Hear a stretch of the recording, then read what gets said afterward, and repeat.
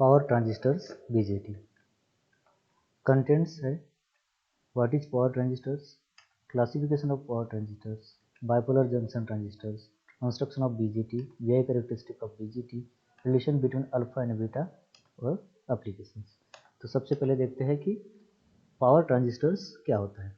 The three terminal device which is designed specifically to control high current voltage rating and handle a large number of power levels in a device or in a circuit। तो ये जो power transistor है वो ये device है generally हम high voltage current rating में work करने के लिए हम यूज़ करते हैं। इट पॉजेस कंट्रोल कैरेक्टरिस्टिक, यहाँ पे इसके कंट्रोल कैरेक्टरिस्टिक की वजह से इसको हम एज ए स्विच यहाँ पे इसको ऑपरेट कर सकते हैं।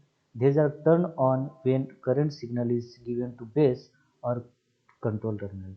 जो आपका बेस होता है उसको जब तक करंट सिग्नल नहीं मिलेगा तब तक ये ऑन नहीं होता है और it remains in on state so as long as control signal is present. जब तक इसमें जो आपका बेस है या फिर कंट्रोल टर्मिनल है उसमें जब तक आपका सिग्नल रहेगा तब तक ये आपका डिवाइस ऑन स्टेट में ही रहेगा।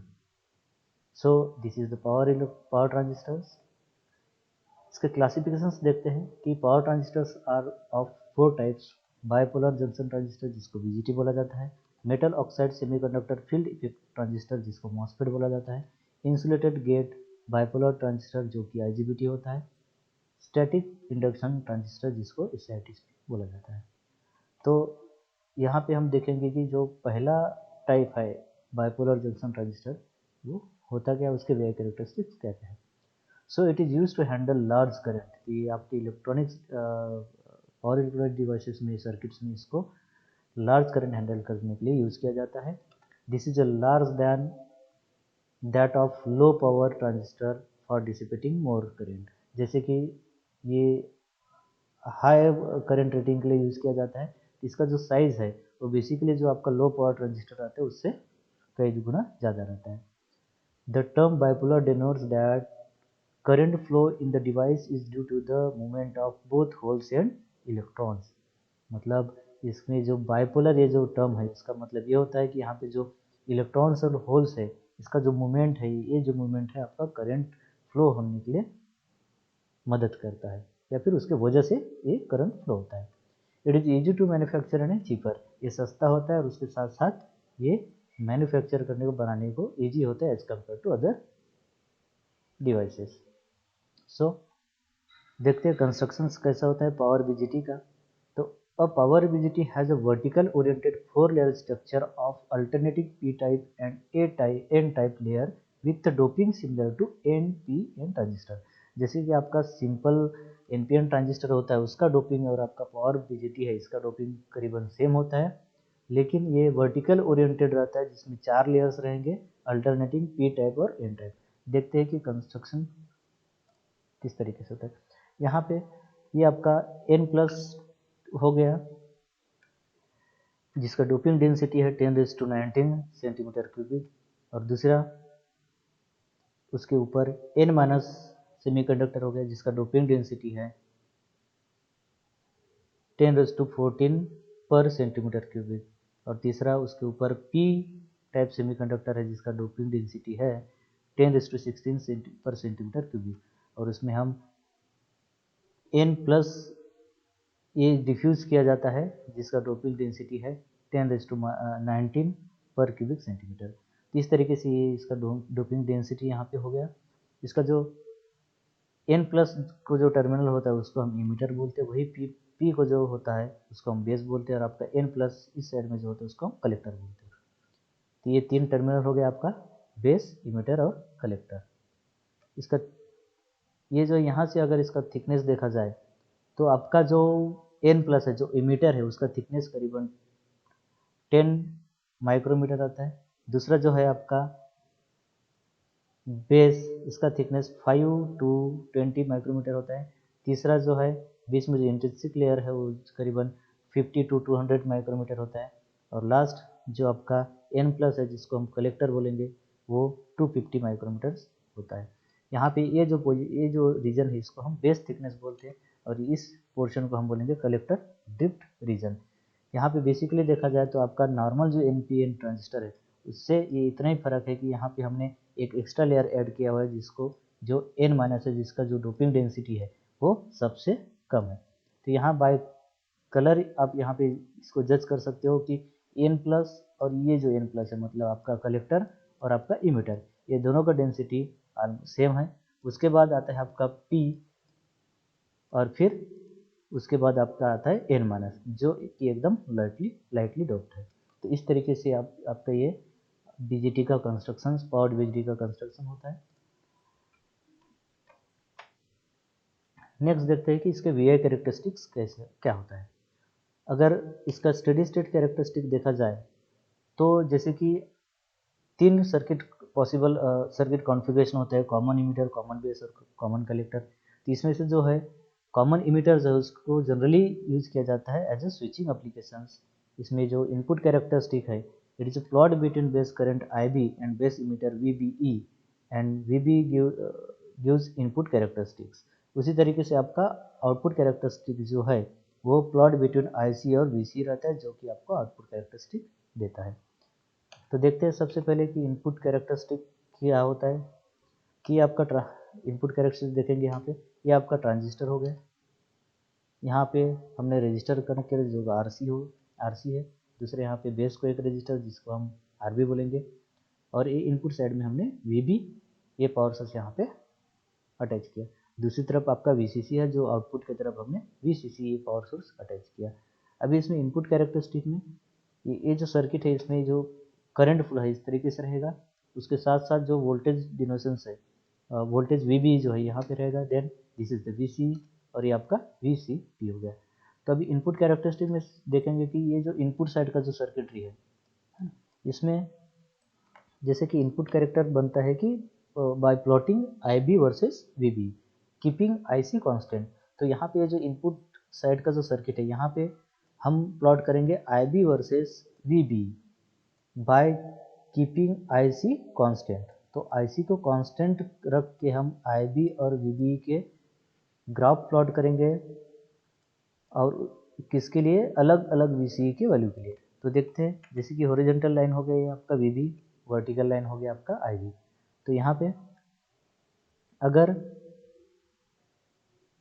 मैं एक VCE का एक पर्टिकुलर वैल्यू लेके अगर ग्राफ प्लॉट करता हूँ कि आपका VCE1 इस वैल्यू के लिए ये कर्व आपको मिलेगा। उसी तरीके से अगर इस VCE का वैल्यू अगर बढ़ा देता हूँ, चेंज करता हूँ, तो आपका नेक्स्ट कर्व क्या मिलेगा। तो जैसे कि VCE को और चेंज करते हैं तो आपको इस तरीके से VCE2 आपको मिलेगा। यहाँ पे ध्यान देना है कि ये जो VCE2 का जो वैल्यू है VCE1 से बड़ा है। इसका मतलब ये हो गया कि अगर आप VCE को बढ़ाते हो तो आपका जो कर्व है ये राइट की तरफ शिफ्ट होता है। इसका मतलब इसका जो IB का जो वैल्यू है दैट विल डिक्रीज, वो कम हो जाएगा। तो ये जो है ये सिंपल आपके जो नॉर्मल डायोड रहता है उसके जैसे ही इसका कर्व आउटपुट मिलता है। जैसे कि ये जो सर्किट है ये भी एक आपका डायोड का जो सर्किट है उसको रिसिम्बल करता है। तो इसका भी जो कैरेक्टरिस्टिक है, इनपुट कैरेक्टरिस्टिक है, that is nothing but resembling the diode characteristic. Next देखते हैं कि आउटपुट कैरेक्टरिस्टिक क्या होता है। कि यहाँ पे कंसिडर करेंगे कि आउटपुट साइड में आपके सर्किट के, तो यहाँ पे आउटपुट कैरेक्टरिस्टिक हम क्या करते हैं कि it is plot between IC versus VCE keeping VB constant. तो यहाँ पे ये जो आउटपुट साइड है यहाँ पे हम IC वर्सेस VCE ये ग्राफ प्लॉट करेंगे और जहाँ पे आपका VB जो है वो कांस्टेंट रहेगा। तो यहाँ पे प्लॉट करते समय हम अलग अलग IB की वैल्यू को लेकर करेंगे। जैसे हम ले लेते हैं हमारा ओरिजेंटल लाइन है VC, वर्टिकल लाइन हो जाएगा IC, क्योंकि हमको दोनों के बीच में ग्राफ प्लॉट करना है। तो यहाँ पे जब अगर मैं इनिशियली IB के वैल्यू अगर मैं 0 रखता हूँ, इसका वैल्यू अगर 0 रखता हूँ तो आपका ग्राफ प्लॉट इस तरीके से होगा। तो यहाँ पे अगर IB को बढ़ा दिया थोड़ा IB1 तो आपका प्लॉटिंग इस तरीके से होगा। इस तरीके से आप IB के वैल्यू अगर धीरे धीरे बढ़ाते जाओगे तो आपका उसका रिस्पेक्टेड जो भी आपका कर्व है इस तरीके से आपको मिलते जाएगा। तो यहाँ पे आपका IB4 हो गया। तो इस तरीके से अब यहाँ पे इनिशियली हमने जब IB इक्वस टू 0 रखा है, IB इक्वस टू 0 रखा है तो हमको ये जो कर्व मिला इसमें जब देखोगे कि यहाँ पे IB4 जो है वो सबसे बड़ा है और सबसे छोटा आपका IB1 और आपका IB जो है यहाँ पे 0 है। तो यहाँ पे जो इनिशियल IB = 0 का जो कर्व बना है और इसमें जो छोटा सा जो करंट यहाँ पे पास हो रहा है, IC जो पास हो रहा है, उस करंट को हम लीकेज करंट बोलते हैं। और दूसरी तरफ ये जो एरिया यहाँ पे जो बनता है रीजन, उसको हम कट ऑफ रीजन बोलते हैं। उसी तरीके से ये जो रीजन है, एरिया है, यहाँ पे हम इसको सैचुरेशन रीजन बोलते हैं और ये जो बीच में है उसको हम एक्टिव रीजन बोलते हैं। इस तरीके से आपके आउटपुट कैरेक्टरिस्टिक में 3 रीजन हो गए। पहला है cut off region, saturation region और फिर आपका एक्टिव रीजन। तो चलो यहाँ पे हम ये कर्व नंबर 1 लेते हैं जहाँ पे IB = 0 है और दूसरा कर्व लेते हैं जहाँ पे IB = नॉट 0, मतलब आपका IB4 है जो आपके 0 से बढ़ के है। बाकी सम हम कैंसिल कर देते हैं। तो ये अगर यहाँ पे देखोगे तो ये जो एरिया है सैचुरेशन रीजन, यहाँ पे अगर आपका ट्रांजिस्टर है यहाँ पे ऑपरेट कर रहा है, इसका मतलब your transistor is working as a close switch. और वही चीज़ अगर इस फ्लैट एरिया में काम कर रहा है आपका ट्रांजिस्टर, ये जो फ्लैट एरिया है इसमें कर रहा है, इसका मतलब this is your transistor is working as a amplifier. वही चीज़ अगर आपका ट्रांजिस्टर इस एरिया में काम कर रहा है, सो this is called the breakdown region. उसी तरीके से अगर आपके IB = 0 के नीचे अगर यहाँ इस रीजन में अगर काम कर रहा है, इसका मतलब ये है आपका ओपन स्विच। तो यहाँ पे आपका transistor as a open switch काम करेगा। तो इस तरीके से ये अलग अलग रीजन में ट्रांजिस्टर किस तरीके से बिहेव करेगा, काम करेगा, यहाँ पे दिखाया गया है। नेक्स्ट देखते हैं कि इसका लोड लाइन क्या होता है, किस तरीके से इसको जनरेट करेंगे, देखेंगे। तो सबसे पहले आउटपुट साइड लेते हैं सर्किट का। इस आउटपुट साइड में अगर आप KVL यहाँ पे अगर लेते हो, अप्लाई करते हो KVL थ्योरम, तो आपको मिलेगा कि IC = VCC minus VCE whole divided by RC। तो ये आपका IC का इस तरीके से इक्वेशन मिलेगा और इस इक्वेशन को हम लोड लाइन बोलते हैं। तो यहाँ पे चलो ये लोड लाइन ड्रा करने की कोशिश करेंगे। तो सबसे पहले अगर इस कंडीशन में अगर मैं इनिशियल पार्ट लूँगा स्टार्टिंग में, मतलब आपका ट्रांजिस्टर जब ऑन हुआ है तब क्या होगा। जब स्टार्टिंग में जब आपका ट्रांजिस्टर ऑन हुआ है तो आपका VC जो है दैट विल बी 0। अगर आपका VC 0 है तो आइडियली देखा जाए तो IC will be equal to VCC by RC। तो ये पॉइंट जो है आपके IC के जो वर्टिकल लाइन है वो यहाँ पे ये आएगा, इसको A से हम डिनोट करेंगे और इस पॉइंट का जो वैल्यू रहेगा वो रहेगा VCC बाय RC। उसी तरीके से दूसरी तरफ जब आपका IC अगर 0 रहता है, IC अगर 0 रहता है, यहाँ पे 0 अगर पुट करते हो तो आपको VC का वैल्यू क्या मिलेगा, तो that will be the VCC। तो यहाँ पे आपका VCC मिलेगा, तो वो आपके हॉरिजॉन्टल लाइन में आएगा। यहाँ पे ये आपका हो गया VCC जिसको डोनेट करेंगे B से। तो इस तरीके से हमने पॉइंट A और पॉइंट B यहाँ पे देख लिए। तो अगर इस दो पॉइंट को, ये दो पॉइंट के लोकस को अगर कनेक्ट करते हो तो आपको यहाँ पे लोड लाइन बनता है। इसका मतलब ये हो गया, अगर आपका ट्रांजिस्टर इस रीजन में काम कर रहा है, it means it is operating as a close switch, मतलब यहाँ पे ऑन है। और वही चीज़ अगर यहाँ पे ऑपरेट कर रहा है, इसका मतलब यहाँ पे ओपन है, open switch as a open switch, मतलब यहाँ पे आपका ट्रांजिस्टर ऑफ है। और इन बिटवीन अगर यहाँ पे कहीं काम करता है, it means it is working as a amplifier. तो इस तरीके से ये आपका लोड लाइन यहाँ पे बन गया है। नेक्स्ट देखते हैं कि रिलेशन बिटवीन अल्फा और बीटा क्या क्या होता है। तो सबसे पहले देखते हैं कि अल्फा क्या है। तो यहाँ पे जैसे हमने NPN ट्रांजिस्टर में देखा है कि आपके इलेक्ट्रॉन का जो फ्लो है वो आपके इमीटर से कलेक्टर की तरफ होता है, इमीटर से कलेक्टर की तरफ होता है। और करीबन इमीटर से कलेक्टर की तरफ जो इलेक्ट्रॉन, नंबर ऑफ इलेक्ट्रॉन है वो करीबन 95 to 98% जो है यहाँ पे जाता है। और बाकी जो 2 to 5% है वो आपके बेस टर्मिनल को जाता है।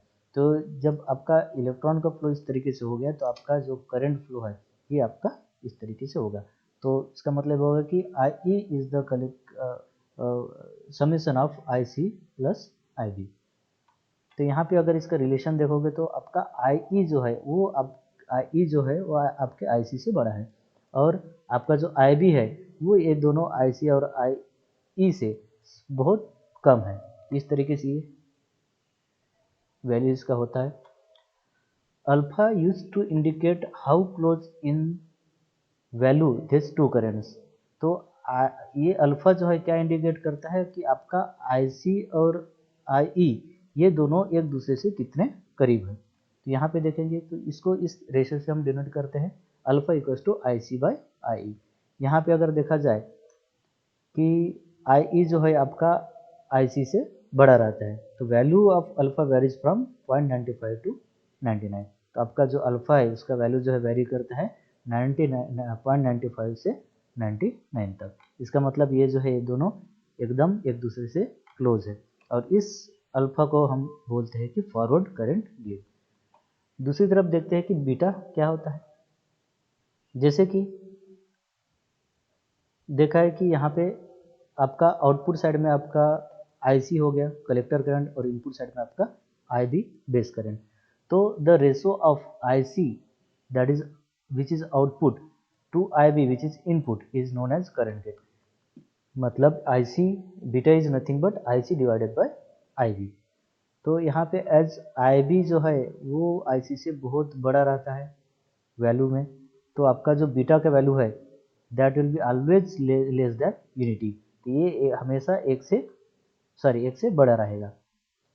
तो इसका वैल्यू जो वेरी होता है वो है 50 to 300। तो आपका बीटा का वैल्यू है जनरली वो है 50 से 300 के बीच में रहता है। सो अगर दोनों का रिलेशन अभी देखना है तो यहाँ पे जैसे कि ये आपका नोड हो गया। अगर मैं आपके ट्रांजिस्टर को नोड एज ए नोड लिखता हूँ, और आप यहाँ पे अगर केसीएल यूज़ करते हो, किरचॉफ्स करंट लॉ अगर यूज़ करते हो, तो आप देखोगे कि I E equals to I C plus I B. तो ये इक्वेशन मिलेगा। अगर दोनों साइड में आप आई सी को डिवाइड करते हो तो you will get this equation I C by I equals to 1 plus I B by I C. तो I C by I B is nothing but reciprocal of alpha, और I B by I C is nothing but reciprocal of beta. तो आपका equation next equation ये बन जाएगा 1 by alpha equals to 1 plus 1 by beta. अगर इसको beta के term में लेते हैं तो आपका बीटा बन जाएगा alpha divide by 1 minus alpha. और उसी तरीके से अगर इसको रिप्रेजेंट करते हो अल्फा के टर्म में तो ये बन जाएगा beta divide by beta plus 1। तो इस तरीके से आपका ये जो है this is nothing but relation between alpha and beta, जो कि आपका अल्फा जो है वो फॉरवर्ड करंट गेन है, और बीटा जो है आपका करंट गेन है। तो इस तरीके से आपका ये अल्फा और बीटा दो करंट गेन के बीच में ये रिलेशन हो गया। So what are the applications. तो ये पावर ट्रांजिस्टर जो है बीजीटी उसको कहाँ कहाँ हम यूज़ करते हैं। सो एसएमपीएस जो स्विच मोड पावर सप्लाई है वहाँ पे यूज़ करेंगे। द ऑडियो एम्पलीफायर हो गया इन स्टूडियो सिस्टम, वहाँ पे यूज़ होता है। एम्पलीफायर पावर एम्पलीफायर के लिए यूज़ होता है। एसी मोटर स्पीड कंट्रोलर के लिए हम यूज़ करते हैं इसको। उसी के साथ साथ डीसी एसी इन्वर्टर में, और रिले एंड डिस्प्ले ड्राइवर जो है वहाँ पे भी हम इसको यूज़ करते हैं। तो ये सब है एप्लीकेशंस आपके पावर बीजीटी का। तो इसी के साथ हमने देखा कि पावर ट्रांजिस्टर क्या होता है, क्लासिफिकेशंस क्या क्या है पावर ट्रांजिस्टर के, उसके साथ बीजेटी देखा, कंस्ट्रक्शन देखे बीजेटी के, वीआई कैरेक्टरिस्टिक ऑफ बीजेटी देखा, relationship between alpha and beta and then applications. So यहाँ पे आपका जो पावर बीजेटी है इसका यहाँ पे ख़त्म होता है। तो इस कोर्स में हमने पहला यूनिट जो है पावर इलेक्ट्रॉनिक डिवाइसेस वो हमने उसमें से जो 1.2 है पावर ट्रांजिस्टर से यहाँ पे हम इसको फिनिश करते हैं। So I hope you understood well. Thank you very much.